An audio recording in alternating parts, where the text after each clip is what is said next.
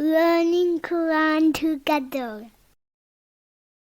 بسم اللہ الحمدللہ والصلاۃ والسلام علی رسول اللہ۔ سورہ نحل آیت 8۔ والخیلا اور گھوڑے، والبغالا اور خچر، والحمیرا اور گدے، لترکبوہا تاکہ تم ان پر سواری کرو، وزینتا اور زینت کے لیے، ویخلق ما لا تعلمون اور وہ پیدا کرے گا جو تم نہیں جانتے۔ اللہ تعالیٰ نے جانور سواری اور زینت کے لیے پیدا کیے ہیں، یعنی کبھی تو تم انہیں سواری کی ضرورت کے لیے استعمال کرتے ہو اور کبھی خوبصورتی اور زینت کی خاطر انہیں پالتے ہو۔ یہاں ان کو کھانے کا ذکر نہیں کیا گیا کیونکہ خچر اور گدے کا گوشت حرام ہے۔ گھوڑوں کو بھی غالب طور پر کھانے کے لیے استعمال نہیں کیا جاتا، بلکہ اس کے برعکس اس کو کھانے کی غرض سے ذبح کرنے سے منع کیا گیا ہے، اس ڈر سے کہ کہیں ان کی نسل ختم نہ ہو جائے، ورنہ صحیح حدیث سے ثابت ہے کہ نبی صلی اللہ علیہ وسلم نے گھوڑے کا گوشت کھانے کی اجازت دی ہے۔ تفسیر سعدی۔ اس سے یہ پتہ چلتا ہے کہ انسانی زندگی کی ضروریات صرف کھانے پینے، پہننے، اوڑھنے اور سواریوں تک محدود نہیں، بلکہ حسن و جمال اور تفریح انسانی ضروریات میں سے ہیں۔ وَيَخْلُقُ مَا لَا تَعْلَمُونَ اور وہ پیدا کرے گا جو تم نہیں جانتے۔ نزول قرآن کے بعد بہت سی چیزیں ایسی وجود میں آئیں جن پر انسان بحر و بر اور فضا میں سواری کرتے ہیں اور جنہیں وہ اپنے فائدوں کے لیے اپنے کام میں لاتے ہیں۔ اللہ تعالیٰ نے ان کے وجود کے ساتھ ان کا ذکر نہیں کیا کیونکہ اللہ تعالیٰ نے اپنی کتاب میں صرف ایسی ہی چیزوں کا ذکر فرمایا ہے جن کو اس کے بندے جانتے ہوں، اور اگر اللہ تعالیٰ ان چیزوں کا تذکرہ کرتا جو ان کے زمانے میں دنیا میں موجود نہ ہوں تو لوگ اس چیز کو نہ پہچان سکتے اور یہ نہ سمجھ سکتے کہ اس سے کیا مراد ہے۔ لہٰذا اللہ تعالیٰ صرف جامع اصول ذکر فرماتا ہے جس میں وہ تمام چیزیں داخل ہیں جنہیں لوگ جانتے ہیں اور جنہیں لوگ نہیں جانتے۔ اسی طرح یہاں بھی صرف انہی سواریوں کا ذکر کیا گیا ہے جن سے ہم متعارف ہیں، مثلا گھوڑے، خچر، گدے، اونٹ اور بحری جہاز وغیرہ، اور باقی کو اس نے اس قول وَيَخْلُقُ مَا لَا تَعْلَمُونَ سے بیان کیا۔ وَعَلَى اللَّهِ اور اللہ ہی پر ہے، قصد السبیل سیدھا راستہ، وَمِنْهَا جَائِرٌ اور ان میں سے کچھ ٹیڑے بھی ہیں۔ اللہ تعالیٰ نے جہاں ظاہری راستوں کو بیان کیا جن کو عبور کرنے کے لیے جانور اور دیگر ذرائع کام آتے ہیں، وہیں اللہ تعالیٰ نے صراط مستقیم کا بھی ذکر کیا ہے جو اللہ تعالیٰ تک پہنچاتا ہے، یعنی صراط مستقیم جو قریب ترین اور مختصر ترین راستہ ہے اور اللہ تک پہنچاتا ہے۔ رہا عقائد اور اعمال میں ظلم کا راستہ تو اس سے مراد ہر وہ راستہ ہے جو صراط مستقیم کی مخالفت کرتا ہے۔ بس ہدایت یافتہ لوگ اپنے رب کے حکم سے صراط مستقیم پر گامزن رہتے ہیں، اور صراط مستقیم سے بھٹکے ہوئے لوگ ظلم کے راستوں کو اختیار کرتے ہیں۔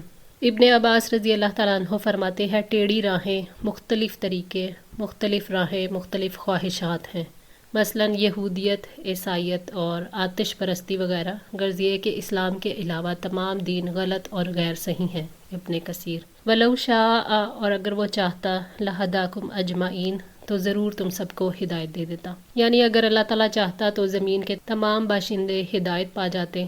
فرمایا وَلَوْ شَاءَ رَبُّكَ لَآمَنَ مَنْ فِي الْأَرْضِ كُلُّهُمْ جَمِيعًا أَفَأَنْتَ تُكْرِهُ النَّاسَ حَتَّى يَكُونُوا مُؤْمِنِينَ اور اگر آپ کا رب چاہتا تو جو زمین میں ہیں سب اکٹھے ضرور ایمان لاتے، تو کیا آپ لوگوں کو مجبور کریں گے یہاں تک کہ وہ سب مومن ہو جائیں؟ سورہ یونس 99۔ مگر اللہ تعالیٰ بعض کو اپنے فضل و کرم سے ہدایت عطا کرتا ہے اور بعض کو اپنے عدل و حکمت کی بنا پر گمراہ کرتا ہے۔ هو الذی انزل من السماء ماء وہی ہے جس نے آسمان سے پانی نازل کیا، لکم منہ شراب اس میں سے تمہارے لیے پینا ہے، ومنہ شجر اور اسی سے پودے ہوتے ہیں، فیہ تسیمون جن میں تم چراتے ہو۔ اللہ تعالیٰ نے بارش اور اس کے متعلق نعمتوں کا ذکر فرمایا۔ بارش اللہ تعالیٰ کی قدرت، اس کے ارادے اور تدبیر سے ہوتی ہے۔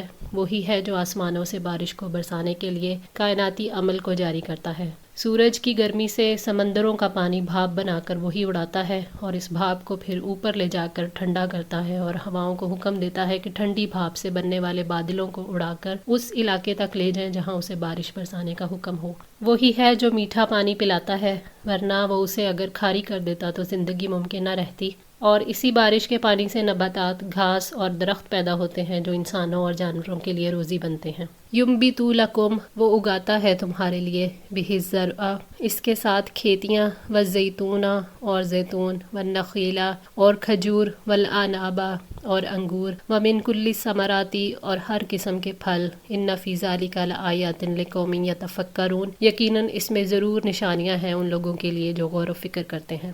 وہ رب عظیم ہے جس نے ایک ہی پانی سے مختلف ذائقوں، مختلف رنگوں، شکلوں اور خوشبوؤں والے پھل پیدا کیے۔ اللہ تعالیٰ نے اپنی قدرت پر غور و فکر کرنے کی دعوت دی ہے۔ مومنوں پر تفکر کرنا واجب ہے۔ نبی صلی اللہ علیہ وآلہ وسلم جب نیند سے بیدار ہوتے تو ابتدا تفکر سے ہی کرتے، یعنی وہ آیات تلاوت کرتے جن میں غور و فکر کا حکم دیا گیا ہے، اور وہ سورہ آل عمران کی آخری 10 آیات ہیں جن میں سے خاص یہ ہیں: ان فی خلق السماوات والارض واختلاف اللیل والنہار لآیات لأولی الالباب الذین یذکرون اللہ قیاما وقعودا وعلی جنوبہم ویتفکرون فی خلق السماوات والارض ربنا ما خلقت ھذا باطلا سبحانک فقنا عذاب النار ربنا انک من تدخل النار فقد اخزیتہ وما للظالمین من انصار۔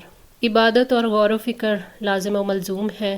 ابن عباس رضی اللہ تعالیٰ عنہ فرماتے ہیں کہ ایک گھڑی کا غور و فکر کرنا ایک رات کے قیام سے بہتر ہے۔ اللہ تعالیٰ سے دعا ہے کہ ہمیں بھی ان لوگوں میں شامل فرمائے جو غور و فکر کرتے ہیں، آمین۔ وَسَخَّرَ لَكُمُ اللَّيْلَ وَالنَّهَارَ، اور اس نے تمہارے لیے دن اور رات کو مسخر کیا، وَالشَّمْسَ وَالْقَمَرَ، اور سورج اور چاند کو۔ اللہ تعالیٰ نے دن رات اور سورج اور چاند کا نظام ہمارے ہی لیے بنایا ہے۔ دن رات برابر آتے جاتے ہیں اور سورج اور چاند بھی ہماری خدمت پر مامور ہیں۔ رات کے وقت ہم سوتے ہیں اور سکون حاصل کرتے ہیں، دن میں اپنے کاموں کے لیے پھیل جاتے ہیں۔ سورج اور چاند سے روشنی حاصل ہوتی ہے جس سے درختوں کے پھلوں اور نباتات کا اگنا ممکن ہوتا ہے، اور یہ دونوں سورج اور چاند اپنی منزلوں کی طرف رواں دواں رہتے ہیں۔ اس گردش میں اللہ تعالیٰ کی عظمت دکھائی دیتی ہے۔ رات اور دن کا آنا جانا ایسا عمل ہے جو انسان کی توجہ اپنی طرف کھینچتا ہے۔ ان تمام تبدیلیوں پر غور و فکر کر کے انسان اللہ تعالیٰ کی قدرت اور اس کی ذات کی معرفت حاصل کرتا ہے۔ والنجوم مسخرات، اور تارے بھی مسخر ہیں، بامرہ، اس کے حکم سے۔ ان فی ذلک لآیات لقوم یعقلون، بلا شبہ اس میں یقیناً بہت سی نشانیاں ہیں ان لوگوں کے لیے جو سمجھتے ہیں۔ اللہ تعالیٰ نے ستاروں کو بھی ہمارے لیے مسخر کیا ہے۔ ستاروں کے ذریعے سمندر اور خشکی کی تاریکیوں میں راستے تلاش کیے جاتے ہیں۔ حضرت ابن عباس سے روایت ہے کہ نبی صلی اللہ علیہ وآلہ وسلم نے فرمایا، جس نے ستاروں کا علم سیکھا گویا اس نے جادو کا ایک حصہ سیکھ لیا، پھر وہ ستاروں کے علم میں جتنا آگے جائے گا اتنا ہی اس کے جادو کے علم میں اضافہ ہوگا۔ ابو داؤد 3905۔ ستاروں میں اللہ تعالیٰ کی عظیم قدرت اور کامل غلبے کی نشانیاں ہیں جن کو غور و فکر کرنے والے صاحب عقل ہی سمجھ سکتے ہیں۔ وما ذرأ لکم، اور جو کچھ اس نے تمہارے لیے پھیلا دیا ہے، فی الارض، زمین میں، مختلفاً الوانہ، جس کے رنگ مختلف ہیں، ان فی ذلک لآیات لقوم یذکرون، بلا شبہ اس میں یقیناً نشانی ہے ان کے لیے جو نصیحت حاصل کرتے ہیں۔ اللہ تعالیٰ نے آسمانوں کی نشانیوں کے بعد زمین کی نشانیوں کے بارے میں وضاحت فرمائی ہے کہ اس نے زمین میں حیوانات، نباتات، معدنیات اور جمادات پیدا کیے جن کے رنگ ایک دوسرے سے مختلف ہیں۔ مختلف رنگ اللہ تعالیٰ کی قدرت کی نشانیاں ہیں۔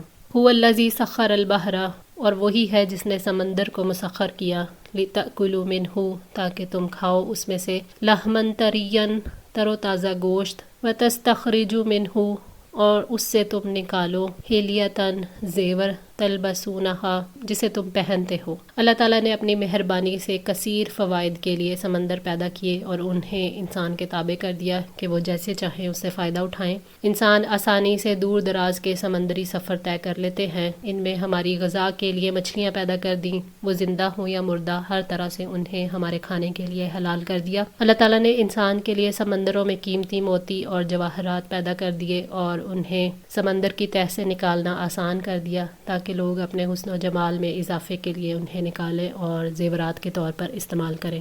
وَتَرَى الْفُلْكَ، اور تم دیکھتے ہو کشتیاں، مَوَاخِرَ فِيهِ، کہ پھاڑنے والی ہیں اس میں، لِتَبْتَغُوا مِنْ فَضْلِهِ، تاکہ تم اس کا کچھ فضل تلاش کرو، وَلَعَلَّكُمْ تَشْكُرُونَ، اور تاکہ تم شکر ادا کرو۔ جہازوں اور کشتیوں کی صنعت اللہ تعالیٰ نے ہی سکھائی۔ سب سے پہلے نوح علیہ السلام نے کشتی بنائی تھی، پھر یہ صنعت آگے منتقل ہوئی۔ جہاز کے ذریعے لوگ اور اشیاء دور دراز علاقوں تک منتقل ہوتے ہیں اور اس طرح اللہ تعالیٰ کا فضل تلاش کرتے ہیں۔ وَلَعَلَّكُمْ تَشْكُرُونَ، یعنی اس ہستی کا شکر ادا کرو جس نے تمہارے لیے یہ تمام چیزیں تیار کر کے تمہیں میسر کیں، اور تم اللہ تعالیٰ کی حمد و ثنا بیان کرو جس نے تمہیں ان چیزوں سے نوازا ہے۔ بس اللہ ہی شکر کا مستحق ہے اور اسی کے لیے حمد و ثنا ہے، کیونکہ اس نے اپنے بندوں کو ان کی طلب سے زیادہ اور ان کی آرزوؤں سے بڑھ کر فائدے عطا کیے۔ اس کی حمد و ثنا کا شمار نہیں کیا جا سکتا، بلکہ وہ ایسے ہی ہے جیسے اس نے اپنی حمد و ثنا خود بیان کی ہے۔ تفسیر سعدی۔ وَأَلْقَى فِي الْأَرْضِ اور اس نے ڈال دیے زمین میں رواسیہ پہاڑ أَن تَمِيدَ بِكُمْ کہ تمہیں لے کر ڈگمگانے نہ لگے وَأَنْهَارًا اور نہریں وَسُبُلًا اور راستے لَعَلَّكُمْ تَهْتَدُونَ تاکہ تم ہدایت پاؤ۔ اللہ تعالیٰ کا انعام ہے کہ اس نے بڑے بڑے پہاڑ زمین میں رکھ دیے تاکہ زمین میں سکون پیدا ہو جائے اور زمین والے اس پر کھیتی باڑی کر سکیں اور عمارتیں بنا سکیں۔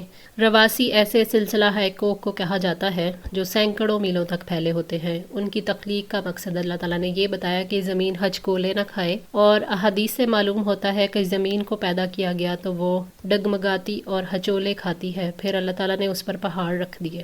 جامعہ ترمذی۔ یہ اللہ تعالیٰ کی رحمت ہے کہ اس نے زمین پر دریاؤں کو جاری کیا، وہ ان دریاؤں کو دور دراز زمین سے بہا کر اس زمین تک لاتا ہے جو ان کے پانی کی ضرورت مند ہے تاکہ وہ خود اور ان کے مویشی اور کھیت سیراب ہوں۔ اللہ تعالیٰ نے کچھ دریا سطح زمین پر اور کچھ دریا سطح زمین کے نیچے جاری کیے۔ لوگ کنویں کھودتے ہیں یہاں تک کہ وہ زیر زمین بہنے والے دریاؤں تک پہنچ جاتے ہیں، تب وہ مختلف آلات کے ذریعے سے جن کو اللہ تعالیٰ نے ان کے لیے مسخر کر دیا ہے ان زمینی دریاؤں کے پانی کو باہر نکالتے ہیں۔ یہ اللہ تعالیٰ کی رحمت ہی ہے کہ اس نے زمین میں تمہارے لیے راستے بنا دیے جو دور دراز شہروں تک لے جاتے ہیں، لعلکم تہتدون تاکہ تم ہدایت پاؤ، یعنی شاید کہ تم ان راستوں کے ذریعے سے اپنی منزل کو پالو، حتیٰ کہ تم ایسا علاقہ بھی پاؤ گے جو پہاڑوں کے سلسلے سے گھرا ہوا ہے، مگر اللہ تعالیٰ نے ان پہاڑوں میں بھی لوگوں کے لیے راستے بنا دیے ہیں۔ آج کے لیے اتنا ہی۔ دعا ہے اللہ تعالیٰ ہماری اس کوشش کو قبول فرمائے، ہماری غلطیوں کوتاہیوں کو معاف فرما کر ہماری اصلاح فرمائے۔ جزاکم اللہ خیر۔ والسلام علیکم ورحمۃ اللہ وبرکاتہ۔